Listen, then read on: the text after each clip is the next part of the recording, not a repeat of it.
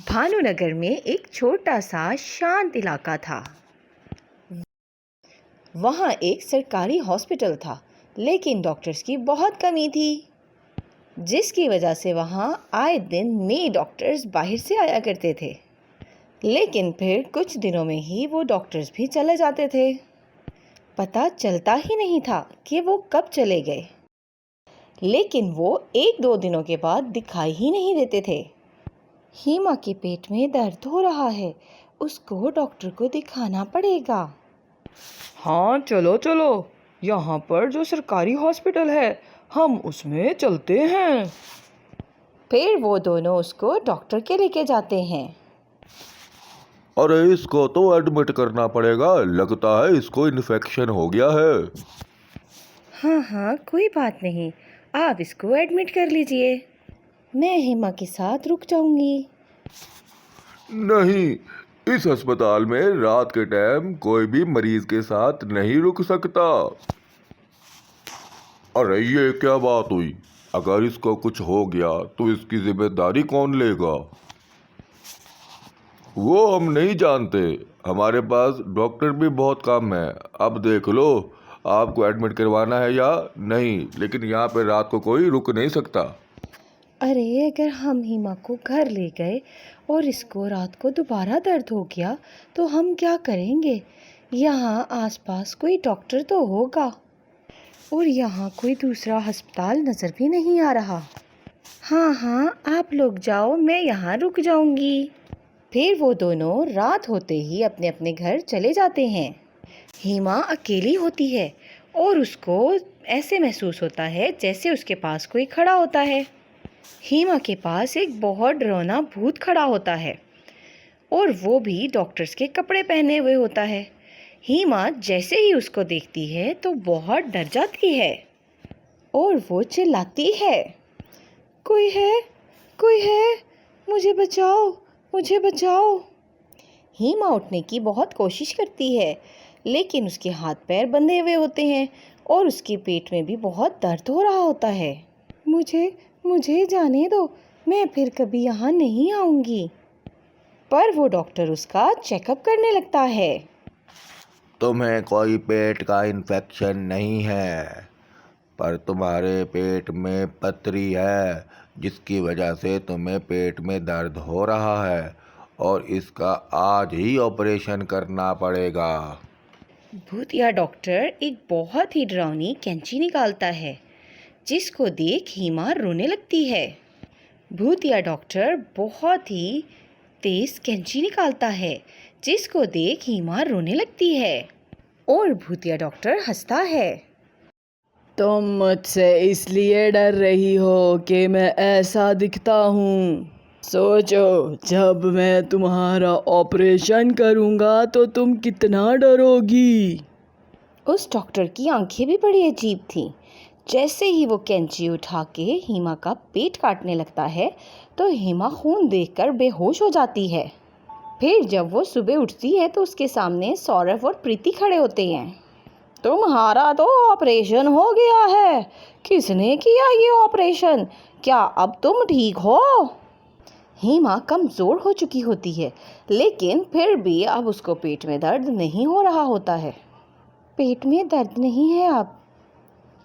चलो सौरभ, अब हम डॉक्टर को धन्यवाद करते हैं, हम तो ऐसे ही डर रहे थे। फिर सौरभ और प्रीति डॉक्टर राजीव को बहुत ढूंढते हैं, लेकिन वो नहीं मिलते। फिर वो वापस हीमा के पास आ जाते हैं। हीमा, तुम्हारा ऑपरेशन किस डॉक्टर ने किया है? बस डॉक्टर ने तो इन्फेक्शन बताया था। वो कोई और डॉक्टर था, पता नहीं, उसने मुझे पथरी बताई और मेरा ऑपरेशन कर दिया। तभी उन्हें एक पर्ची मिलती है, जिस पर लिखा होता है, राजीव को उसके किए की सज़ा मिल चुकी है। अब हीमा बिल्कुल ठीक है और आप उसको अपने घर लेकर जा सकते हैं। मैंने दवाई भी लिख दी है।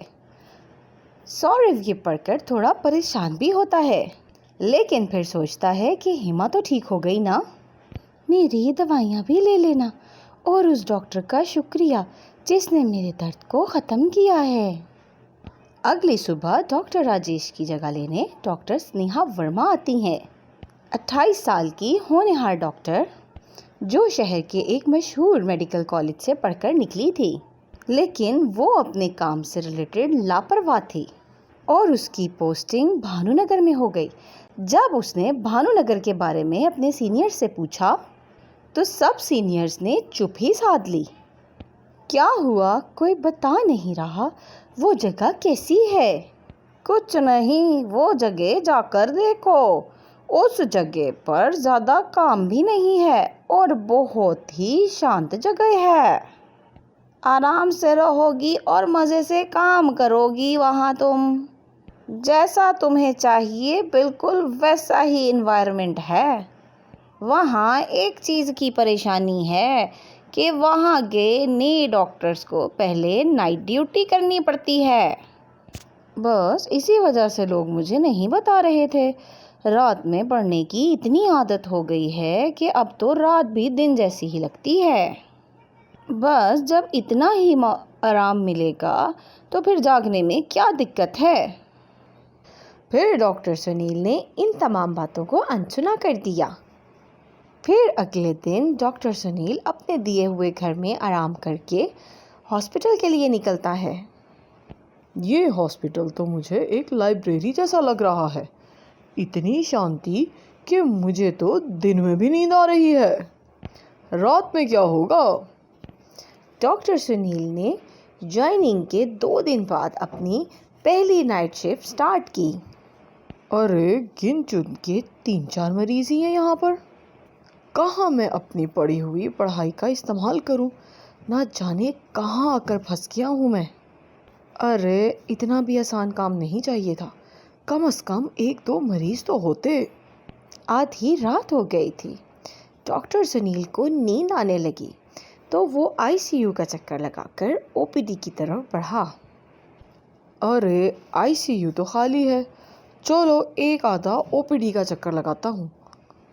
यहाँ पर मैं किसके लिए काम करूँ? अचानक से लाइट चली जाती है। अरे कितना पुराना हॉस्पिटल है। सोचा था थोड़ा सा आराम करूँगा, लेकिन एकदम लाइट चली गई। फिर उसने टॉर्च जलाकर जैसे ही थोड़ा सा आगे बढ़ा तो वो देखता है कि एक बंदा सफ़ेद कोट में खड़ा है। कौन है आप? कौन है आप? डॉक्टर सुनील ने उस बंदे से पूछा। डॉक्टर आनंद मिश्रा, इस हॉस्पिटल का सच्चा सेवक। फिर डॉक्टर सुनील ने सोचा कि उसके अलावा तो इस हॉस्पिटल में कोई और डॉक्टर ड्यूटी पर है ही नहीं। वो जल्दी से पीछे मुड़े और वापस अपने रूम में जाने लगे। ये कैसे हो सकता है? मेरे अलावा तो किसी और डॉक्टर की ड्यूटी ही नहीं थी। अगले दिन डॉक्टर सुनील ने रिकॉर्ड रूम में जाकर तमाम डॉक्टर्स के दस्तावेज़ात निकाले। उसके बाद 1987 की एक फ़ाइल उसके हाथ लगी जिसमें लिखा हुआ था डॉक्टर आनंद मिश्रा। जिसमें लिखा हुआ था डॉक्टर आनंद मिश्रा की मौत दिल की धड़कन रुकने की वजह से रात 2 बजे ऑपरेशन थिएटर में हुई थी। और इन सब चीज़ों के नीचे लिखा हुआ था जब तक इस हॉस्पिटल में दर्द रहेगा मैं रहूँगा। डॉक्टर सुनील की रूह कांप गई। क्या मैंने जो एक डॉक्टर देखा था वो एक भूत था? क्या मैं भूत के सामने खड़ा था? डॉक्टर सुनील को ये बात समझ जाने के बाद भी इस हॉस्पिटल में रुकना पड़ा, क्योंकि उनको पता था कि अगर वो इस हॉस्पिटल को छोड़कर गए तो उनको आगे नौकरी मिलना बहुत मुश्किल था। तो वो ये इस भूत के बारे में जानते हुए भी रुक गए। डॉक्टर सुनील बहुत दफ़ा उस भूतिया डॉक्टर को हॉस्पिटल के वार्ड्स में घूमते हुए देखते थे, लेकिन किसी और को वो कभी नहीं दिखता था। अरे मुझे तो समझ नहीं आ रहा, ये किस किस्म का डॉक्टर भूत है जो किसी को ना मारता है ना ही तकलीफ़ पहुंचाता है। मुझे तो इसके बारे में जानने की बहुत ज़्यादा ख्वाहिश हो रही है कि आखिर ये कौन डॉक्टर हैं, लेकिन किसी और को वो कभी नहीं दिखता था।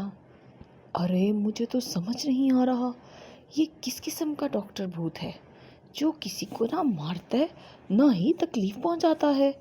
मुझे तो इसके बारे में जानने की बहुत ज़्यादा ख्वाहिश हो रही है कि आखिर ये कौन डॉक्टर हैं। फिर उन्होंने डॉक्टर आनंद का पीछा किया और एक रात उन्होंने देखा कि ऑपरेशन थिएटर की लाइट ऑन है। फिर डॉक्टर सुनील ने दरवाज़ा खोला और देखा कि डॉक्टर आनंद एक मरे हुए इंसान का ऑपरेशन कर रहे हैं और ऑपरेशन थिएटर के स्ट्रेचर के नीचे खून की माना एक नदी बह रही थी। समझ नहीं आता ये हमेशा डेड बॉडीज़ को ठीक करने में क्यों लगे रहते हैं। इनको क्यों समझ नहीं आता कि हम डॉक्टर्स हैं, भगवान नहीं हैं जो मुर्दा आदमी को जिंदा कर दें। डर और उलझन से घबराकर एक रात डॉक्टर सुनील ने हॉस्पिटल के सबसे पुराने वर्कर से मिलके बात की। रघुनाथ चौकीदार से बात की। डॉक्टर साहब, इस अस्पताल में जितने डॉक्टर्स आए कोई ज़्यादा नहीं रुका। कुछ डॉक्टर्स पागल हो गए, कुछ डॉक्टर्स ने आत्महत्या कर ली और कुछ डॉक्टर्स यहाँ से भाग गए। डॉक्टर आनंद मिश्रा के मरने के बाद से ये सब शुरू हुआ। उन्होंने मरीज की जान ना बचा पाने के गिल्ट में सब कुछ ये किया, अपने आप को अंदर ही अंदर ख़त्म कर लिया। फिर एक दिन एक डॉक्टर समीर भल्ला आए और उन्होंने डॉक्टर सुनील को 3 दिन की छुट्टी दी।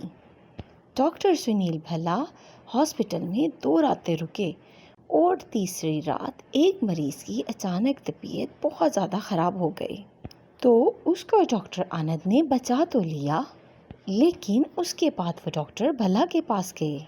भूतिया डॉक्टर भल्ला को मार देता है और डेड बॉडी वाले कमरे में रख देता है।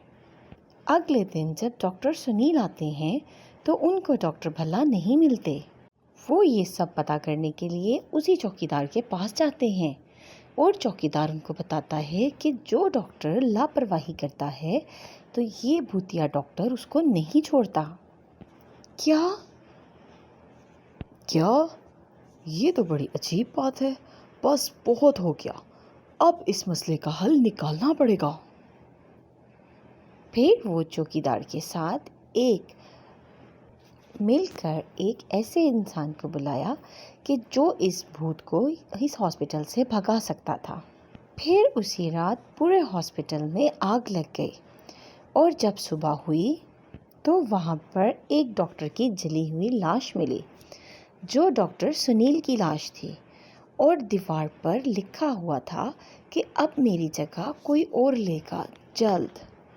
सालों बाद जब दोबारा उस हॉस्पिटल को खोला गया तो वहाँ पर जब डॉक्टर आए और वो रात की शिफ्ट करता है तो वो आईसीयू में एक बूढ़े डॉक्टर को देखता है जो कहता है, मैं यहाँ का सीनियर हूँ, ऑपरेशन मुझे करने दो। और तब लाइटें बुझ जाती हैं।